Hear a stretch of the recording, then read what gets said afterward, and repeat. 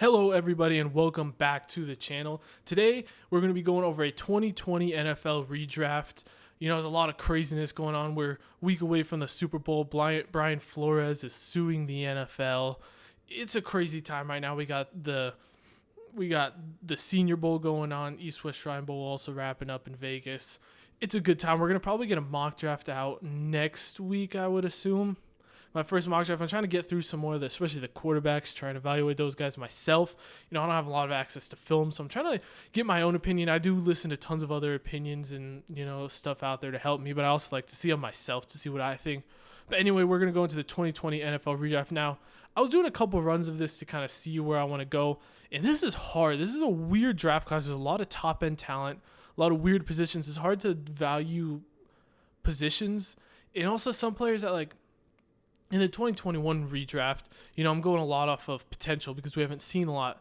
These guys, there's still a lot of guys that have potential. They've still only played 2 years in the NFL, but there are some dudes who really haven't had a lot of opportunities, like this third guy right here, Jeffrey Okudah, who we still could be good, but we also have to factor more in with how they actually have played because they have actually played a full 2 seasons now.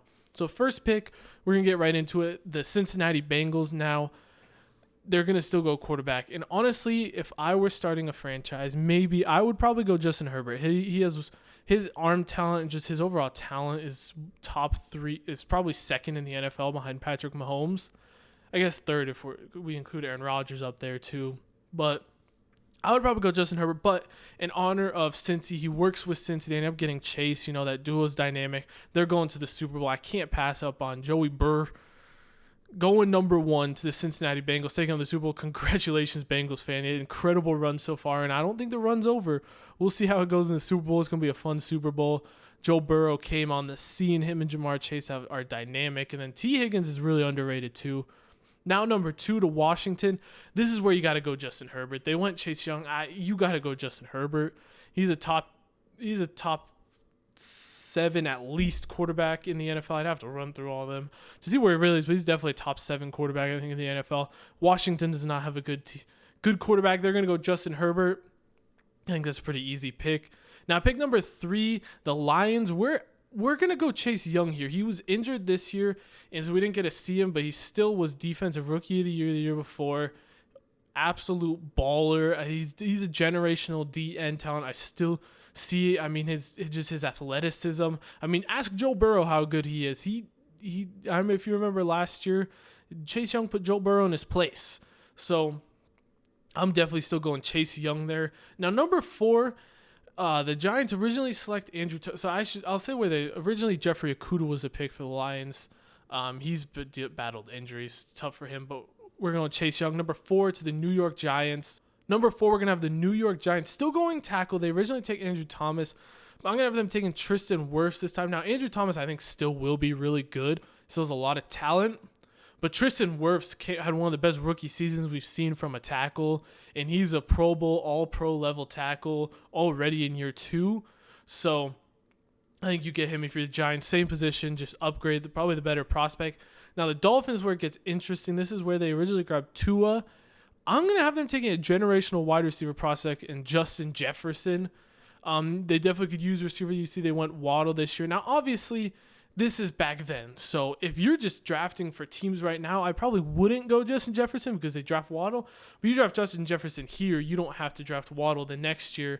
Then you have your top picks, whatever you trade out to build around the rest of your team. Maybe you end up taking a quarterback in this past year's class, and probably any of the 5 quarterbacks that went in the first round are better than Tua, I would say, from this last class. So you take one of those guys this year instead and grab Justin Jefferson, who's already like a top 3 receiver in the NFL. You could argue he's the 3rd best receiver behind Kupp and Adams. That's where I would put him. He's that type of dude. You get him at 5. That's still a great pick. Now we have the Los Angeles Chargers here. This is where they originally grabbed Justin Herbert. You're not going to get Herbert here. Looking at the top available, what I'm going to go is I'm going to attack defense, and I'm going to go what I think is the best cornerback from this class, A.J. Terrell, one of the most underrated players this year. He had an incredible season for Atlanta. Keep locking down. They could definitely use a corner out there. in Los Angeles. AJ Terrell's just he's that lockdown corner. He really didn't travel this year. He played more just sides, but he locked down he did what he was told to do, and he did it at an extremely high level. So I'm definitely going AJ Terrell. Now we have the Carolina Panthers. Originally picked Derek Brown, who's been very upsetting. Definitely not worthy of the 7th overall pick.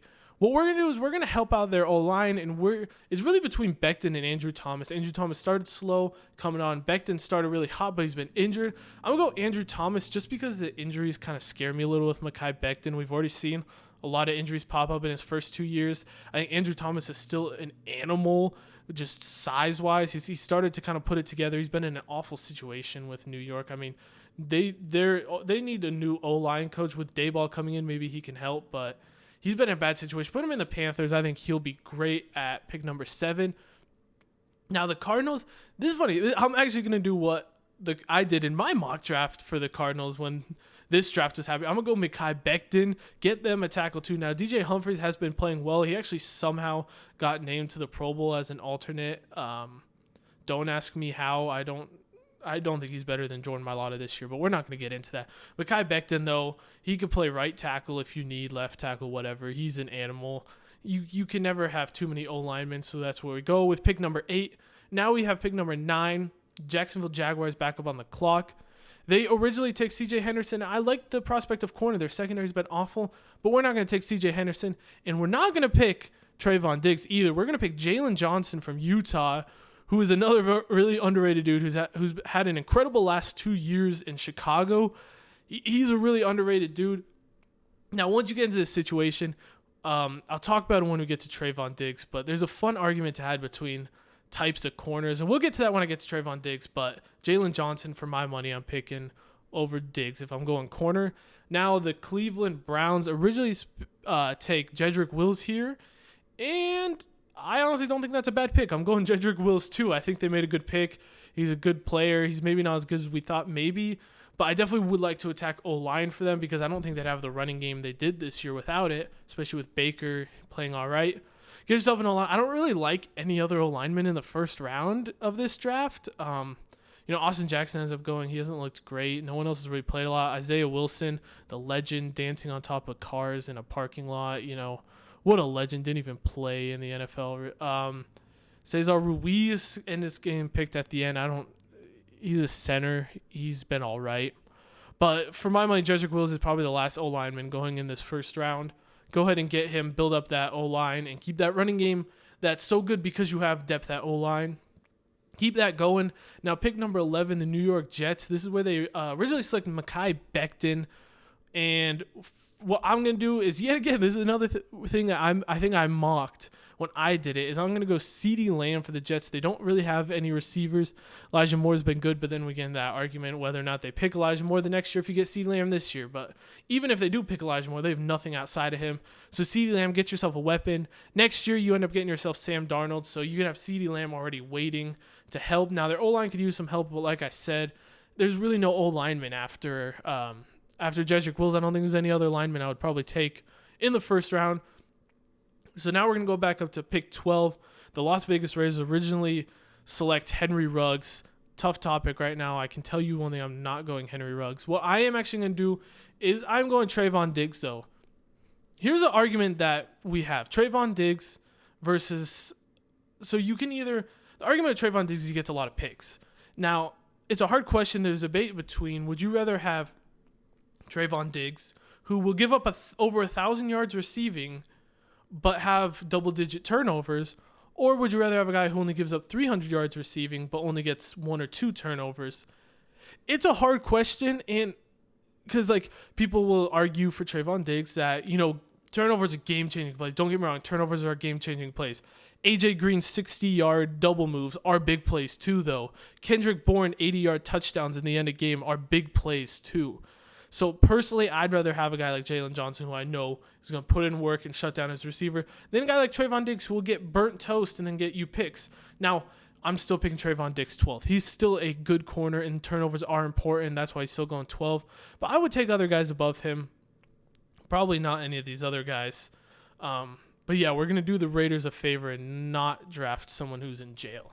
Next up, pick 13, we have the San Francisco 49ers, who actually trade this pick to move back one slot where the Bucs jump up to grab Wirfs, but Wirfs isn't there, so they're not trading up. So the Niners end up getting Kinlaw in this original draft, and Kinlaw's not bad. He's also not great. Derek Brown is very underwhelming. He has not done much for the Panthers. He hasn't looked like what we thought he would. So I mean, I feel like you gotta look somewhere else. I thought about Isaiah Simmons. He'd be a very interesting pair with Fred Warner, but I like Greenlaw. I don't think they need to attack that. Like I said, there's no O-line. This is a hard pick, and I really when I start to think about it, I think you do go secondary here. Their secondary has been a little rough, and if we're looking at the cornerbacks left, this is where it's hard because I actually really like Bryce Hall. He's been playing really well for the Jets. He was a late round pick. But I'm going to go Christian Fulton, who was hurt most of his first year, and he's been actually playing really well for the Titans this year, kind of another under-the-radar guy. I like Christian Fulton. It's interesting. I wouldn't be against maybe still going Kinlaw, but he's been injured this whole year, so it's hard to really get a good gauge on him. But we're going to go Christian Fulton there. Now, pick 14, the Tampa Bay Buccaneers. Here for the Buccaneers, we're going to take the risk on Derek Brown. He hasn't looked great. I actually maybe would take Kinlaw over him, but he bullied dudes as an older guy in college, and he's been kind of getting bullied in the NFL. But there's still some talent there. He gets picked 7th overall for a reason. There's still some talent there. I'm going to bank on that. D tackles sometimes take a couple years. I'm banking on that when I make that pick. And we're just hoping at this point. We're hoping that works out. Now moving on to pick 15 for the Denver Broncos. I'm going to keep the same pick. I like Jerry Jeudy. I think he'll be good. I think what you end up doing is taking a quarterback the next year instead of whatever they did. But I still like Jerry Jeudy. I think he's a really good receiver. Just doesn't have good quarterback play to get him the ball. He was injured at the beginning of the year. I mean, he's one of the smoothest route runners we have. I really like Jerry Jeudy, and I still think if the Broncos do it again, they take him right there. Now, pick 16, the Atlanta Falcons originally select A.J. Terrell here. Now, I'm going to go edge for the Falcons, and I'm going to go with Yetur Gross-Matos, who had a really good rookie year, kind of a calmer year here for Carolina.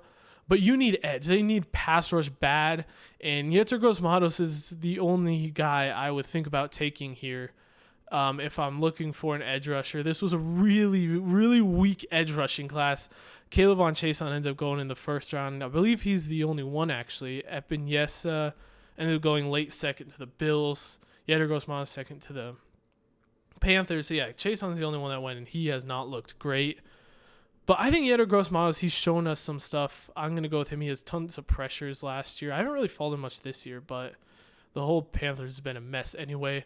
Dallas Cowboys here at 17. They originally go with CeeDee Lamb. And now this is where it gets interesting. A lot of people might disagree heavily with this pick, but I am going Jeffrey Okudah. He has not looked great, but corners usually don't look great right out the jump, and Jeffrey Okudah ends up getting hurt. He's had injury history, but he is so weird because he was one of the safest, best cornerback prospects we had seen in a while. Everyone was sure he was going to be good. That's why he goes number 3 or 4 overall, wherever the lines are paid. Number 3 of the lines, because he was such a safe, good corner. I still got to believe that talent's in there. He gets hurt.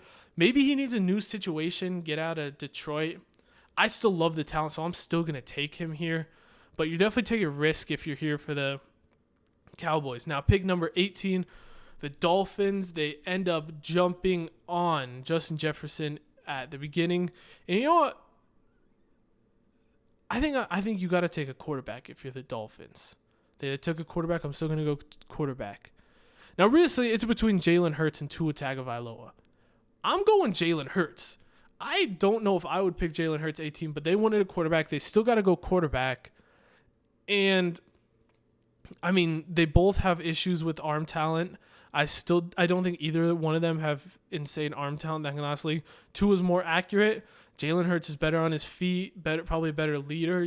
I'm taking the risk with Jalen Hurts over Tua from what we've seen. Yeah, that's a debate. I mean, I don't think you go. I mean, Tua is still an interesting prospect. He still needs to learn. But I'm personally going Jalen Hurts over him. Now, number 19, the Raiders is where they originally take Damon Arnett, the guy who was showing off all his machine guns in his social media videos. This was a tough draft for Vegas, but we're going to help them out. We end up going Trayvon Diggs, first of all, for Vegas. Now, get some linebacker help. Isaiah Simmons, I'm actually surprised Isaiah Simmons has lasted as long as he did. I guess there just wasn't as many teams that need linebacker. Broncos probably could have gotten Isaiah Simmons. I like the prospect of them getting a receiver too. Isaiah Simmons ends up falling a little. He's a guy that's, you really got to find his place in a scheme. He can look lost in some schemes, but if you get him in the right scheme, he's going to be like an all-pro guy. So that's the issue you got to find. And I think the Raiders could kind of find that. He's similar to, I can't remember the guy's name, the safety converted linebacker they drafted this year who actually played some for them the end of the year. I can't remember his name. Let me know in the comments. I'll probably find it right after this, but similar to him, you can play box, float around to safety. He's just a baller. Now pick 20, the Jacksonville Jaguars. We go Jalen Johnson first. This pick was originally Caleb Von Chase, on which I can guarantee you we're not doing again. They definitely need a receiver. And honestly, I think I am going to attack receiver. And I'm going to go T. Higgins here. I've really liked what I saw from T. Higgins, especially in the playoffs. He's been doing a lot of good things with Joe Burrow. We've seen his size, his length. He looks taller than everyone else on the field, making great catches. And, if we're going to play the front and they end up getting Trevor Lawrence, pair Trevor Lawrence with T. Higgins, they had some great chemistry in college. That could be the next Joe Burrow, Jamar Chase kind of duo. I like that pick. Now, the Eagles up here, pick 21. I don't think we need to talk about who the Eagles actually selected. I'm just going to go ahead and skip over that. And we're going to look at who they should have drafted. And receivers, I definitely think, Ayuk, Pittman, Claypool, there's definitely some good receivers to target.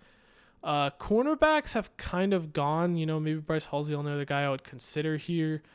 I'm going to go Antoine Winfield, though. He came out the gate flying for the Buccaneers, helped them win a Super Bowl. He was waving Tyreek Hill goodbye in the Super Bowl. He's been a baller. He's been one of the top safeties in the NFL since he came into the NFL. Really pro-ready dude. We kind of knew that. Somehow falls late second. I was praying he made it to the Eagles in the second round as an Eagles fan, but he doesn't. But don't worry, he's not making it to the second round in my redraft. He's going 21 to the Eagles. Now 22, Vikings steal the draft, Justin Jefferson. That's not happening here, though. They could use some O-line help, but yet again, this class is just weak for O-line. So what I don't know what I would take. Honestly, hot take coming. No, you don't take Tua. He's not much better. I was thinking Tua, have him sit, but he's not much better than Kirk. He's not going to be better than Kirk Cousins. So there's no point in them doing that. I'm trying to think of the best prospects still available. We probably got Jeremy Chin. He would definitely be up there. You could still take a dude like CJ Henderson, still has upside. Bryce Hall. Patrick Queen hasn't been awful. You could take a risk on a guy like Epinesa or Chason, but I'm not a huge fan. I'm going to take Javon Kinlaw here. He's been hurt this year. We haven't been able to see a lot. He didn't get on the field as much as rookie year. So we still have a lot to see with Kinlaw, but they definitely need help anywhere they can on that D-line. So we're going to get Kinlaw, help them out on that D-line. Now we want to pick 23, New England. I'm trying to remember right. I believe they trade this pick for whoever trades up. Maybe Kenneth Murray? Was this? This was where the Chargers traded up for Kenneth Murray, I believe. But for the sake of this draft, I didn't have the post-draft order. I did the pre-draft order. So we're going to keep New England here. And we're going to go 1 year early on the rebuild. And we're going to grab ourselves Tua Tagovailoa. Get the Alabama quarterback before. Now, if you do something like this, you take Tua now, you can get at pick 15 in the next year, you get talent around him. I mean, if Tua's here, I think that's still great value.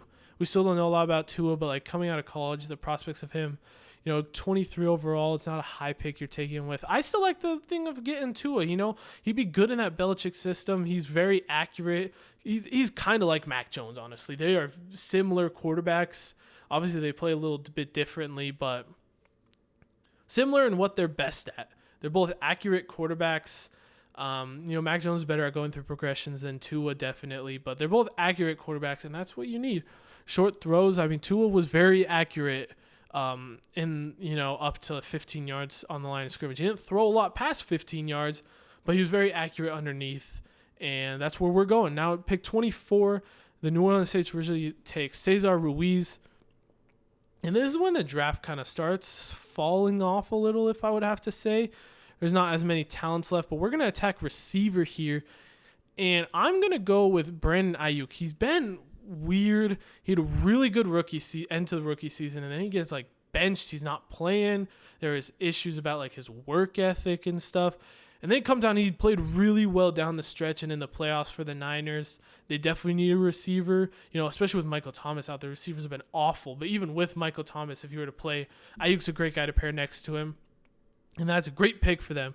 Now, the Minnesota Vikings come back up at 25. I'm going to stay receiver, and it's between Pittman and Claypool. I honestly would take Claypool. I like, the size, the speed. He's that prototype of what you want in a receiver. Some people thought he might play tight end coming out of college, but he's proved that wrong. He's a great receiver. I'm taking him over Pittman, definitely, and that's a great pick for them. They kind of replaced Justin Jefferson with a Chase Claypool. Now, pick 26, the Dolphins are back up. We already got them.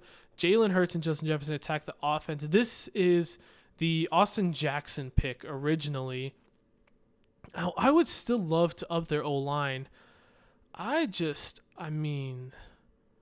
gets rough, this O-line, once you get outside the top.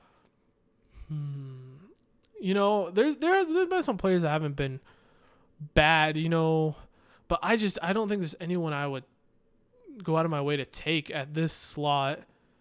So maybe if you're the Dolphins, you get Jalen Hurts, Justin Jefferson, you want to build a run game, I'm going Jonathan Taylor. I'm not usually against running backs in the first round, but you're going to have to build up that O-line. You can do that through free agency and down the draft. But you get Jonathan Taylor and Jalen Hurts, that's a scary run game. And then you got Justin Jefferson. When you play action, Justin Jefferson's going to beat his guys. I don't know how I feel about that pick, but that would definitely – Jalen Hurts and Jonathan Taylor would be fun to watch. That's for all the tailgate guys, Austin Gale. That's a fun-to-watch duo, Jalen Hurts and Jonathan Taylor. Now, pick 27, the Seattle Seahawks. They originally take Jordan Brooks. Bit of a miss, if I would say so myself. I would like to attack corner here, and I'm going to go Bryce Hall. C.J. Henderson still has the upside. You could think that, but Bryce Hall has been playing well for the Jets. Get yourself some cornerback depth. I like what I've seen from Bryce Hall. I don't know how he dropped so far, but he did, and he's still here at 27 in this draft. Yeah, I think you got to go Bryce Hall. Now, pick 28, the Baltimore Ravens. I'm actually going to stick with the Baltimore Ravens pick. I like the Patrick Queen pick. Everyone thought it was a great pick when it happened. He's been he hasn't lived up to what we thought, but he's still been good. And that defense with a good linebacker, we've seen when C.J. Mosley was out there balling, they could really use a good linebacker. And Patrick Queen kind of be that. He's definitely had his ups and downs, but I definitely would keep that pick here at 28. Now, pick 29, the Tennessee Titans. This was a legendary Isaiah Wilson pick, one of the best players that came out of this draft. I thought about drafting him again, but something made me go off of that pick. I don't know what it was, but we're not going with that pick again. Instead, tight end, there wasn't a lot of tight ends coming out of this class. This is another hard pick, They're a team that doesn't have a lot of holes. They end up getting full, and so maybe we just attack cornerback again. And for them, we get C.J. Henderson. You play the upside game. C.J. Henderson has the tools to be that number one press man corner. That's the reason he went 9th overall or 10th overall so high, is because press man corner builds are rare. That's what you see with J.C. Horn, why he went so high. C.J. Henderson, we thought Jeffrey Okudah could do it. Those guys go high. Those press man corners. That's why Ahmad Gardner might be a top 10 pick this draft. That build at corner is highly valued, and C.J. Henderson has that build. We haven't seen it Now, I'm really talking myself into CJ Henderson probably should have gone higher, but we'll still roll with him here at 29. Now, pick 30, the Green Bay Packers originally select. Do they even make this pick? I might just be, but I don't think they make this pick. I think they trade out with someone because I cannot, for the love of me, remember who they picked. I know this is the Jordan Love pick. They traded up actually to get Jordan Love, I believe. So they originally take Jordan Love. I could still go Jordan Love if I really wanted to, but I think we're going to give them some receiver help. They haven't had receiver help. We're going to grab Michael Pittman here, pair him across from Devontae Adams, and you're probably winning a Super Bowl this year. I mean, that was their downfall against the Niners in the playoffs is it's Adams and everyone else. No one else can make a play outside of Devontae Adams. You pair Michael Pittman in there, now you got some dudes that can make some plays, and that's a lot more dangerous. It was already a dangerous offense with Rodgers, but you pair Pittman in there, and that's a dangerous offense. So now we have the San Francisco 49ers up to pick. Sorry for your loss. It was a tough loss 2 days ago. I forget when I'm filming this. They go Christian Fulton early on, help by that defense. Now, they're another team where I think I still want to go receiver, but, I mean, you're looking at Gabriel Davis. Darnell Mooney would be actually very interesting in this offense. I don't think Darnell Mooney's a first-round type of receiver, but he would definitely be a hashtag fun to watch in this offense. You know what I'm going to do? This is an interesting pick. They're all based off of rack, jet sweeps. I'm going Laviska Shenault. Someone in the comments tell me you don't want to see Laviska Shenault playing that San Francisco 49ers offense. I mean, he played running back and quarterback some at CU in college. I mean, you tell me you don't want to see what Kyle Shanahan would do after we've seen with Debo. Pair Laviska Shenault in there. I mean, we have no idea who's playing running back, receiver, tight end, center. Quarterback. I mean, we have no idea you could see a backfield of Laviska Shenault at quarterback and Debo at running back. I personally would love to see Laviska Shenault on the 49ers. So that's a fun pick. We're going to go Shenault for the Niners now. 32, the Kansas City Chiefs originally take Clyde Edwards-Helaire. We'll still give them a running back. I like the prospects of getting a running back. Now, I really like J.K. Dobbins. I just think we haven't been able to see him because he got hurt before the season and missed the whole year. But I'm going to go DeAndre Swift. I mean, he's what we thought Clyde was going to bring to the Chiefs, that receiving back, explosive. If you had him in fantasy, you know how good of a receiving back he is. I mean, he would definitely change that offense. Now, I don't know why. I must have accidentally selected like a 7-round mock draft, but we're just doing the first round today. Now, some of the players that still left, the players that went in the first round that we don't have, Henry Ruggs, obvious. Chase on, he hasn't been what we thought. Kenneth Murray has been awful. That's all I can say. He's been awful. Xavier McKinney didn't end up going in the first round, but he hasn't been bad, I guess. He's been all right. Love, I just don't want to take. Ruiz could have snuck in the end of the first round, Maybe Niners or the Chiefs take him. I want to be too against that. Gladney hasn't been what we thought. Austin Jackson hasn't been great. We're not going to talk about that one. I thought the guys that could have snuck in the first round, like some of the safety, like Jeremy Chin. Jeremy Chin could have definitely snuck into the first round, maybe even Duggar. But yeah, that's going to be it for this redraft. Let me know if you want me to go back to 2019 and do one for that too. It's going to be hard, but we can do it. Why not? Let me know what you guys thought about this. Any takes you hate, love, whatever. And I will see you guys for the next video. My next video will probably be my first mock draft of the 2022 NFL draft. So I will see you guys then. Thank you guys so much for watching.